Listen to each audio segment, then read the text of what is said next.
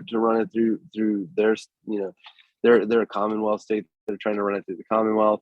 You know, like Atlanta's nowhere near, or Georgia's nowhere near getting anything done. But Florida is, right? Mississippi is, so it's like, obviously Colorado. So like you guys have deliveries in Colorado.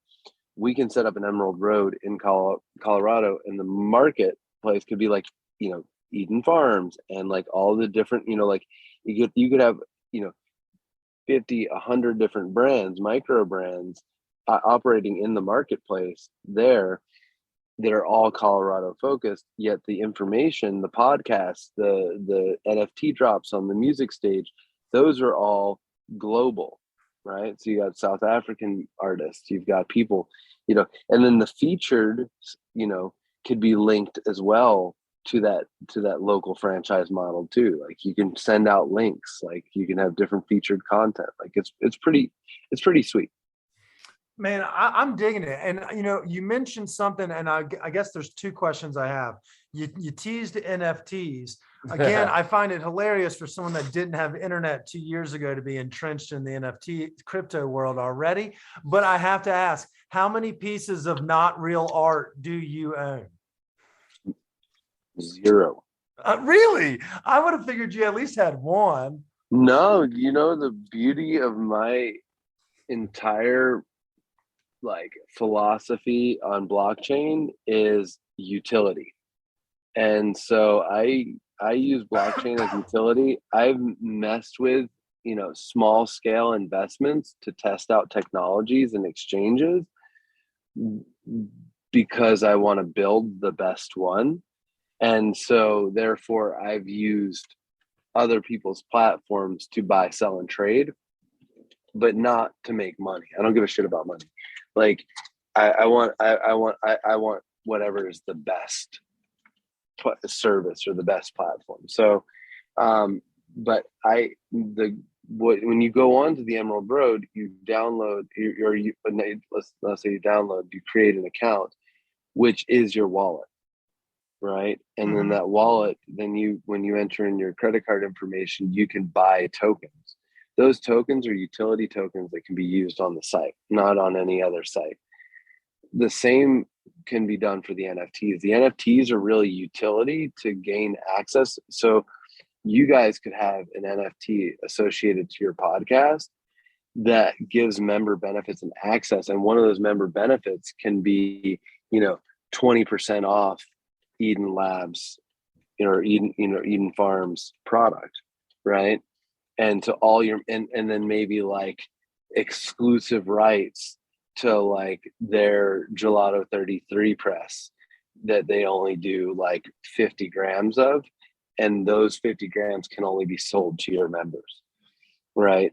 And your NFT is that membership card, meaning that you're using the NFT as a utility. Now, whether or not you want to go and exchange that NFT for cash dollars, let's just say that initially that your membership cost was $250.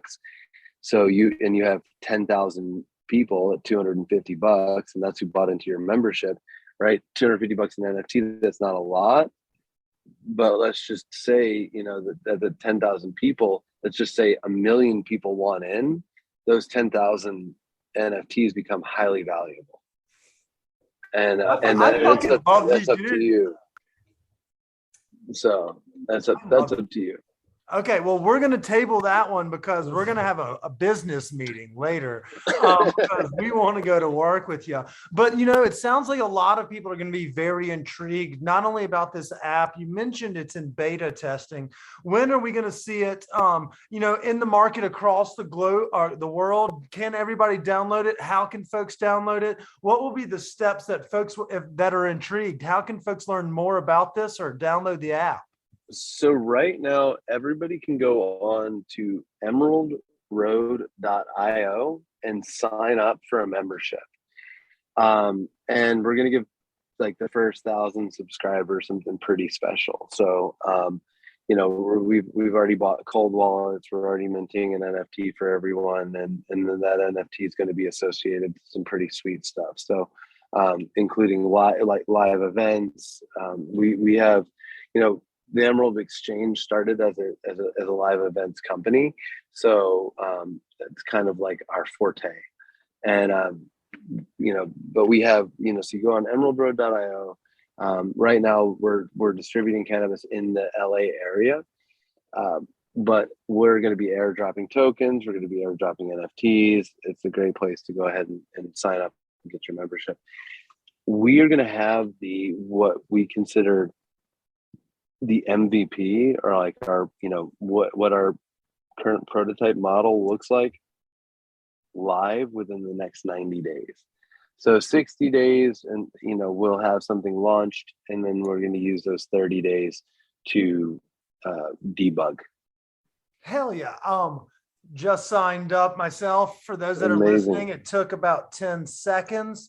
Just go to emeraldroad.io and you'll just confirm you're 21, give them your email address, phone number, and your name, and it'll send you a confirmation to get you rocking. So it sounds like we are in on the ground level, Chris, of a very sophisticated thing. And I'm very proud. It's kind of like a members only club, but cooler.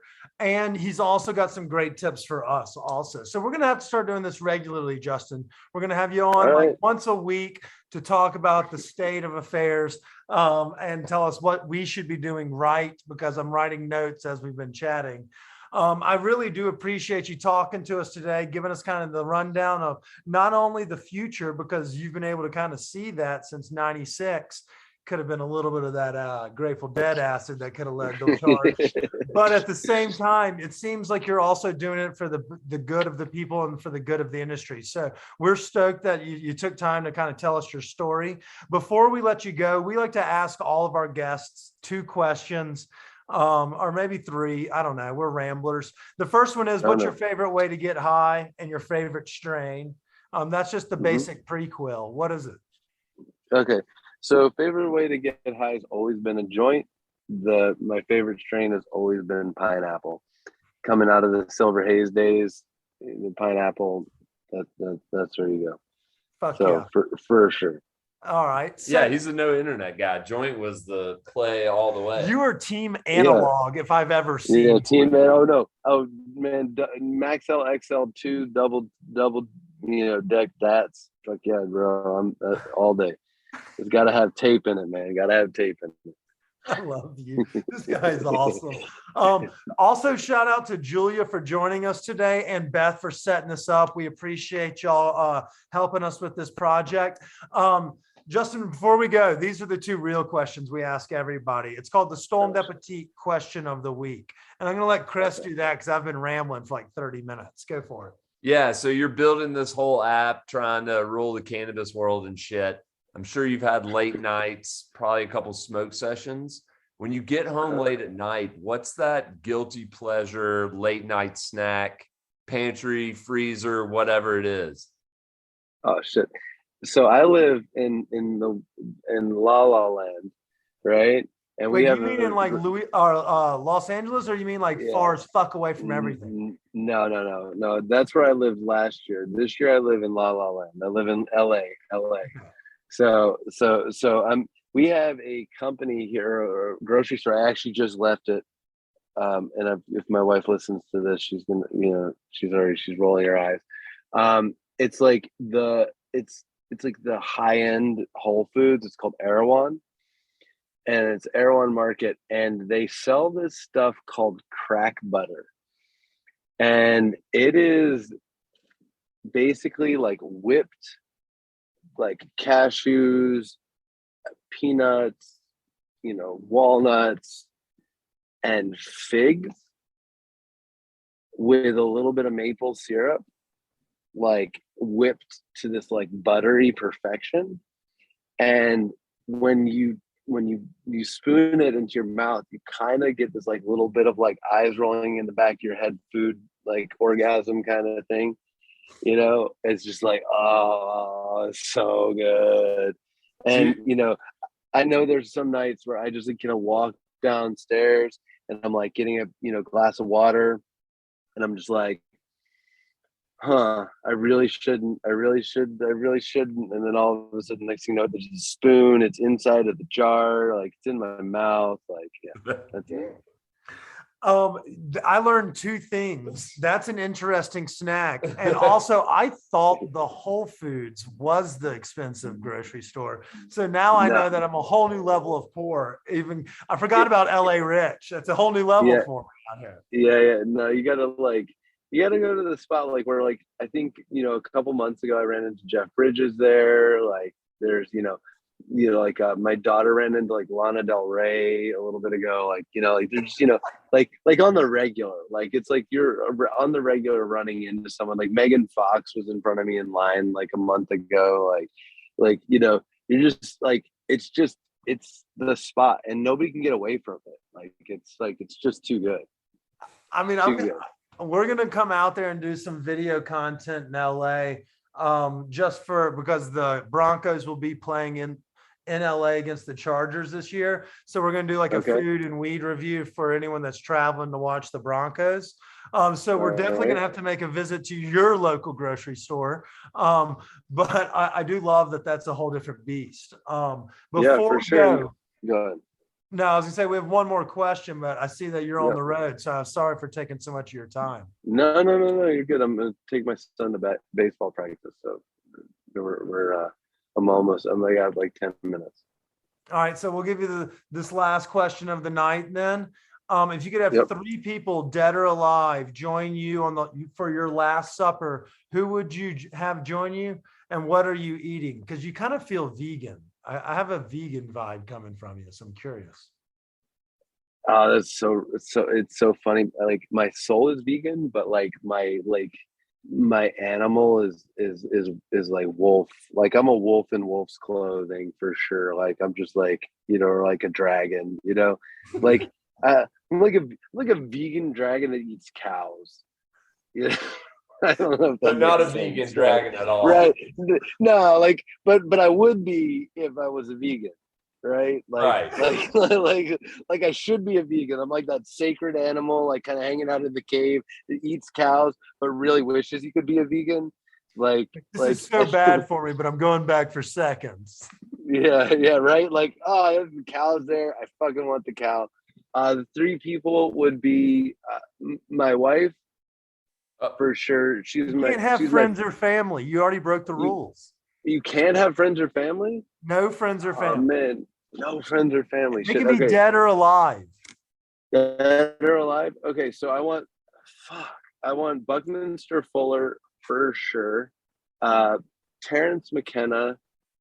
So Buckminster Fuller, Terrence McKenna, and man, I'm gonna like go super psychedelic. And he's a really good. He's a George Carlin. Ooh, Nice. So you picked a Yeah. comedian, a George botanist, and who George was your Carlin. first one? Buckminster Fuller, the like Buckminster. If you want to know, like like where I came up with a lot of my life, like goals, in the mid '90s started reading Buckminster Fuller and eating acid, and it just all made a different kind of sense. He's the dude that So created Epcot at Disney World. his like sort of design science revolution forecasted the internet 20 years before the internet. Like he was he told us we were all going to be buying and selling and share things on decentralized networks in 1971. Like he was pretty smart.